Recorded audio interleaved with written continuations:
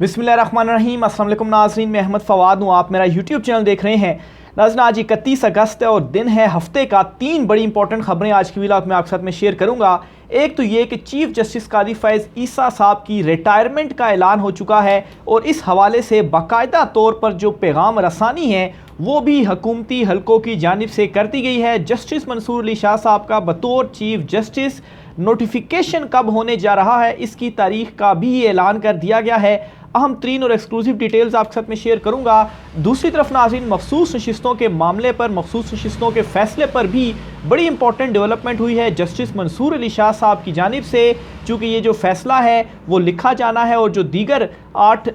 7 जजेस हैं जिन्होंने अक्सरियती फैसला दिया था, अभी तक ये फैसला नहीं आया। उम्मीद ये की जा रही थी कि रवां हफ्ते चूँकि जस्टिस मंसूर अली शाह साहब चैम्बर वर्क पर थे तो ये जो फैसला है वो जारी हो जाएगा, लेकिन ये फैसला कब जारी होगा इस पर भी कुछ तफसीलात आपके साथ में शेयर करूंगा। लेकिन इस फैसले के जारी होने से पहले जस्टिस मंसूर अली शाह साहब ने एक लाइन खींच दी है और सिकंदर सुल्तान राजा साहब को ये पैगाम पहुंचा दिया है कि जो डिसीजन है मखसूस नशिस्तों का, जो एक शॉर्ट आर्डर आया था उस पर आपने अभी तक इम्प्लीमेंट नहीं किया, और अगर आप इम्प्लीमेंट नहीं करते तो हमें मालूम है कि अपने फैसलों पर कैसे इम्प्लीमेंट करवाना है। इससे मुतल्लिक भी कुछ अहम तरीन तफसीलात हैं, वो भी आज की व्लॉग में आपके साथ में शेयर करूंगा। सबसे पहले तो नाज़रीन, आज की सबसे बड़ी खबर जो है वो आपके साथ में शेयर करता चलूँ। मामला कुछ यूँ है कि हुकूमत की जानिब से ये फैसला कर लिया गया है कि इमरान खान साहब से जो मुज़ाकरात हैं, जो डील है, वो हर सूरत लेनी ही लेनी है, चाहे मिन्नत तरला करना पड़े या कोई भी तरीका अपनाना पड़े। इसके लिए पहले इमरान खान साहब पर जेल में सख्तियाँ, इमरान खान साहब के ऊपर मुकदमात और दीगर जो दबाव है वो डालने की कोशिश की गई, लेकिन इमरान खान साहब डट कर खड़े रहे, तमाम तर मामलात का मुकाबला किया। बहरहाल अब हुकूमत की जानिब से बाकायदा तौर पर एक राब्ता किया गया है और ये राब्ता राना सनाउल्लाह की जानिब से किया गया है महमूद खान अचकज़ई साहब से, और ये रिक्वेस्ट की गई है कि उनका इमरान खान साहब से राब्ता करवाया जाए। यहाँ तक कह दिया गया है कि अगर इमरान खान साहब ये समझते हैं कि हमसे राब्ता करने पर जो अवाम है उसमें एक नेगेटिव तासुर जाएगा और शायद इमरान खान साहब की मकबूलियत पर कोई असर पड़ेगा, तो हम खुफिया अपने जो मुज़ाकरात है वो कर सकते हैं और अवाम तक ये नहीं पहुँचेगा कि इमरान खान और मुस्लिम लीग नून के दरमियान कोई भी जो बातचीत है वो हुई है। तो इस हद तक अब जो पैगाम है वो पहुंचा दिया गया है और ये कहा गया है कि खान साहब आपकी शराइत के ऊपर हम आपसे मुज़ाकरात करने के लिए तैयार हैं। इमरान खान साहब ने वैसे तो शराइत मैंडेट की वापसी के हवाले से रखी हैं, लेकिन ज़ाहिर सी बात है हुकूमत इस बात पर पहले भी राज़ी हो चुकी है कि ठीक है जी, हमने वैसे ही मुल्क का बेड़ा गर्क कर दिया है, हमसे संभाली तो नहीं जा रही चीज़ें, हम इमरान खान साहब को जो इक़्तिदार है वो दे देते हैं, लेकिन इसके बदले इमरान खान साहब हमें कोई गारंटी दे दें कि वो हमें डील दे रहे हैं और हमें कुछ नहीं कहेंगे। लेकिन इमरान खान साहब ने इसी पर कहा था कि डील किसी सूरत नहीं मिलेगी, जो करप्शन है वो तो इस मुल्क का सबसे बड़ा मसला है और करप्शन के ऊपर कोई भी जो कंप्रोमाइज़ है वो नहीं होगा, ये इमरान खान साहब कह चुके हैं। लेकिन जो सूरत हाल इस वक्त चल रही है, अक्टूबर तक इस हुकूमत के पास वक्त है, अक्टूबर के बाद तो वैसे ही चीफ जस्टिस कादी फ़ैज़ ईसा साहब की शक्ल में जो ज़मानत है इस हुकूमत के चलने की वो ख़त्म हो जाएगी। ट्रिब्यूनल्स के जो मामलात हैं वो आईनो कानून के मुताबिक जब चलेंगे, ट्रिब्यूनल्स फ़ाल होंगे तो इस हुकूमत को घर जाना ही जाना पड़ेगा। इसलिए इस हद तक जो मिन्नत तरला, आप सोचिए ना कि इमरान खान साहब से ये कहा जा रहा है कि खान साहब आप सिर्फ़ और सिर्फ हमसे मुज़ाकरात कर लें, हमसे बातचीत कर लें, इवन कि हम इसको खुफिया रख लेते हैं। लेकिन इमरान खान साहब अभी तक तो इमरान खान साहब का यही मैसेज है कि इस हुकूमत से, चुनतखब हुकूमत से कोई बात नहीं होगी, एस्टेब्लिशमेंट से। ये इंडायरेक्ट इमरान खान साहब ने कहा था कि असल बातचीत उन्हीं से होगी और महमूद अचकज़ई को इख्तियार दिया था कि आप बातचीत करें, लेकिन वो भी एस्टेब्लिशमेंट से करें। इस हवाले से अंसार अब्बासी साहब की जानिब से भी कन्फर्म कर दिया गया इस खबर को, और ये खबर मैं मुसलसल पिछले 1-2 महीने से आपके साथ में शेयर करता रहा हूँ। इवन के चीफ जस्टिस कादी फ़ैज़ ईसा साहब की रिटायरमेंट का भी इससे एक मैसेज चला गया जी कि कादी साहब को भी हम तोसी नहीं दे रहे, जस्टिस मंसूर अली शाह साहब का ही जो नोटिफिकेशन है वो ही होगा। ये दोनों खबरें मैं मुसलसल 1 महीने से आपके साथ शेयर कर रहा हूँ, लेकिन बहुत सारे नाजरीन पूछते हैं कि आपका सोर्स क्या है, आप कैसे ये जो खबर है वो दे रहे हैं। तो ज़ाहिर सी बात है एक सहाफ़ी का काम है कि वो खबर देता है। जहाँ तक सोर्स की बात है तो वो ज़ाहिर सी बात है हर सहाफ़ी के अपने अपने सोर्सेज होते हैं, उसको तो आपने खुफिया रखना होता है, वो तो आप डिस्क्लोज़ नहीं कर सकते। एक अरसे से सुप्रीम कोर्ट ऑफ पाकिस्तान में कवर कर रहा हूँ, तो जस्टिस मंसूर अली शाह साहब ने ही चीफ जस्टिस बनना है और कादी साहब अब चीफ जस्टिस नहीं बन रहे। उनकी रिटायरमेंट का ये हुकूमती हलकों की जानिब से जो पैगाम रसानी हुई है, ये भी एक ऐलान है कि काजी साहब अब रिटायर हो रहे हैं। और चीफ जस्टिस कादी फायद ईसा ने इससे पहले खुद भी अटॉर्नी जनरल और वज़ीर कानून के ज़रिए और फिर उसके बाद सहाफ़ियों से गुफ्तगू करते हुए भी ये कहा था जी कि मैं रिटायर हो रहा हूँ। लेकिन वो एक मुहावरा मशहूर है कि action speaks louder than words, यानी कि जो आपके रवैया होता है, रवैया आपका ज़ुबान से ज़्यादा जो है वो बोलता है, यानी कि आपके रवैये से पता चलता है कि आपको एक्सटेंशन चाहिए थी या नहीं चाहिए थी। आप जो कुछ बोल रहे हैं उससे हो सकता है कि आप गलत बयानी कर रहे हों और वैसे ही अपने अगेंस्ट एक जो बयानिया या प्रोपेगेंडा कहें या एक जो चीज़ मंसूब हो गई थी कि आप एक्सटेंशन चाहते हैं उसको काउंटर करने के लिए कर रहे हों, क्योंकि जो रवैया था चीफ जस्टिस कादी फायद ईसा साहब का वो ऐसा बिल्कुल भी नहीं था कि उन्हें एक्सटेंशन नहीं चाहिए। यहाँ तक भी चीज़ें रिपोर्ट हुई कि कादी साहब ने हुकूमत को पैगाम पहुँचाया है कि हुकूमत जो है वो पार्लियामेंट के थ्रू एक्सटेंशन दे दे और इस तरह का तासुर जाना चाहिए अवाम में कि कादी फायद ईसा साहब तो एक्सटेंशन नहीं चाहते थे, लेकिन हुकूमत ने चूँकि एक्सटेंशन दे दी है, आइन में तरमीम हो गई है, तो मैं तो बड़ा आइन पसंद हूँ, मैंने तो आइन के ऊपर इंप्लीमेंट करना है, तो इसलिए जो एक्सटेंशन है वो मैं ले रहा हूँ। बहरहाल जी, फिर उसके बाद वज़ीर कानून जो है उनकी जानिब से भी ये अनाउंस किया गया कि कादी साहब अपने वक्त पर रिटायर होंगे और जस्टिस मंसूर अली शाह साहब जो है वो नए चीफ जस्टिस पाकिस्तान बनेंगे। नोटिफिकेशन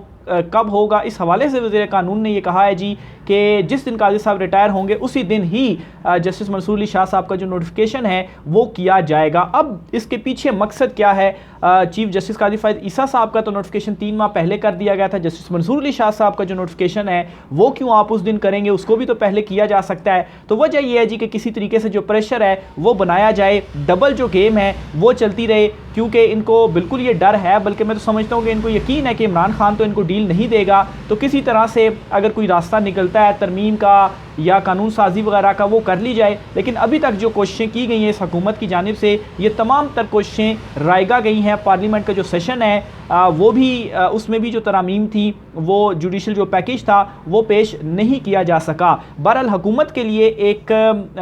जो इसमें पॉजिटिव पॉइंट था वो ये था कि इमरान खान साहब से जो 22 अगस्त का जलसा मनसूख किया गया, तो ये एक रोशनी थी हुकूमत के लिए कि चलें इस लेवल पर तो इमरान खान साहब ने एग्री किया कि मनसूख कर दिया जलसा, तो हो सकता है कि इमरान खान साहब आगे भी हमसे बातचीत करने के लिए तैयार हो जाएं। तो बहरहाल जी, हुकूमत को ये उम्मीद है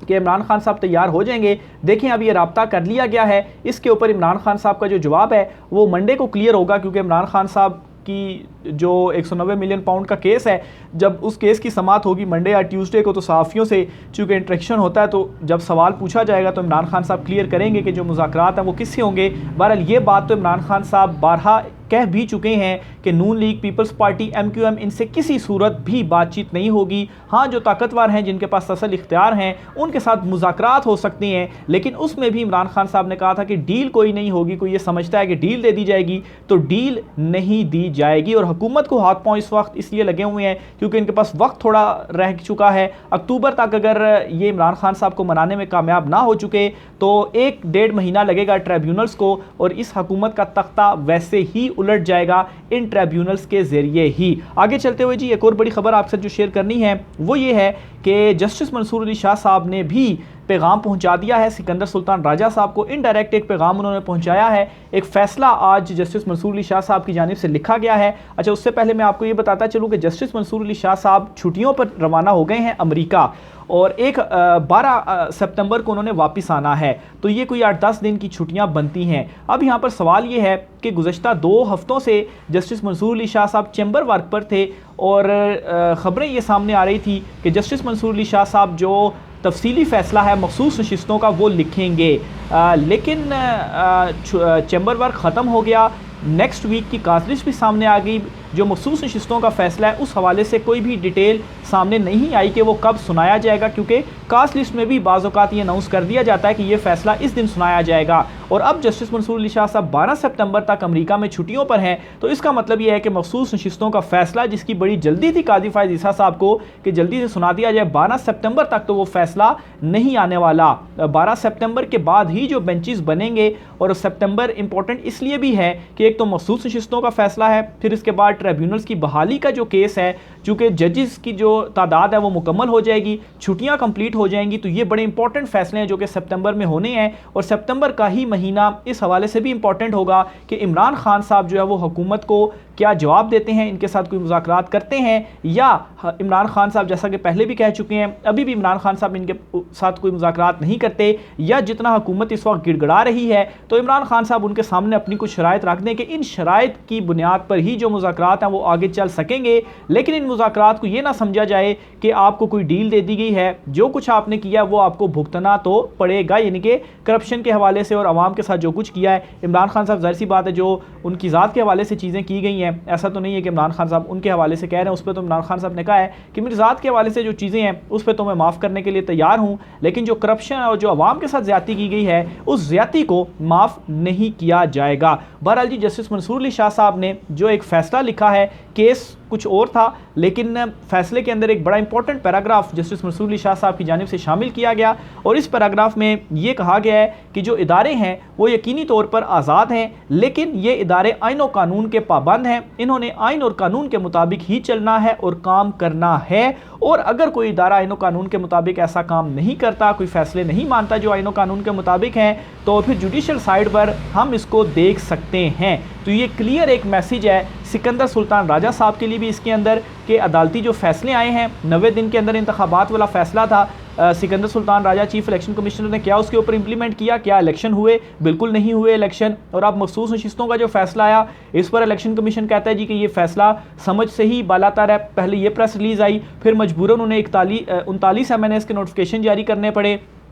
लेकिन उसके बावजूद 41 MNAs के अभी तक नोटिफिकेशन जारी नहीं किए गए। और जो आप बज़ाहिर समझें बहानेबाजी क्या की जा रही है कि चूँकि PTI के इंट्रा पार्टी इंतखाबात ही अभी नहीं हुए या इलेक्शन कमीशन ने उनको एक्सेप्ट नहीं किया, तो PTI का चेयरमैन कौन है कोई पता नहीं। तो PTI ने जो अपने सर्टिफिकेट्स दे दिए हैं इन 41 आज़ाद अरकान को, तो ये कैसे कन्फर्म होगा कि ये आया पाकिस्तान तहरीक इंसाफ नहीं दिए हैं और